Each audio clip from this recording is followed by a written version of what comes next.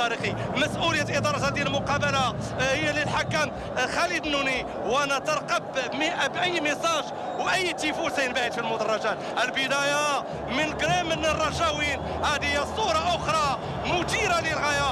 انصار الرجاء لوحه مثيره يرد عليهم انصار الوينرز قالوا بالحرف نحن الذين نظر الاعمى الى تاريخهم واسمعنا مجدنا لمن به صمموا. ميساج الوداد واضح، هذا بيت شعري للمتنبي تستأصل من خلال الوداد ان هنا عبر التاريخ اراد من اراد وكره من كره، والرجاويون يمنحون الرونق الخاص ربما انتصاب الكاس ربما الكاس على عين. لوحات مثيره جدا يرسم انصار الفريقين في هذه اللوحه الكوليغرافيه. هذه اكبر لوحه تشكيليه في كل ربوع العالم. من هم هؤلاء المبدعون؟ هم الرجاويون والوداديون. هذه صوره مضيئه، صوره رائعه، صوره تحير حتى كبار المصممين.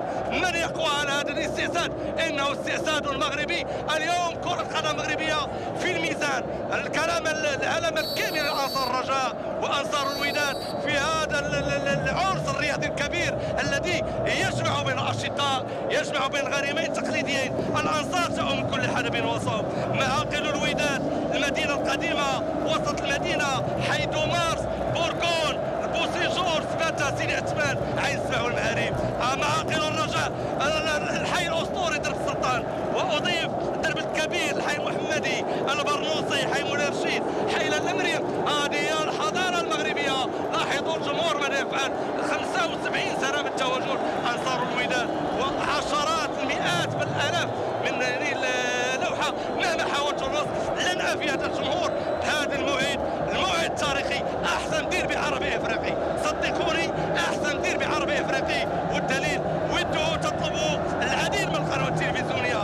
الدار البيضاء تربح هذا النزال، والكره المغربيه تربح هذا النزال. والزاكي ابن الوداد وفاخر موسيقار الرجاء يعزف على الوتر الاخضر، وبدو الزكي يعيد السكه الصحيحه للوداد. انا ساكون محايدا، انا رجاوي حتى النخاع وودادي حتى النخاع، انما صدقوني اتمنى بان اوفق في هذه المقابله ذات الحساسيه الكبيره.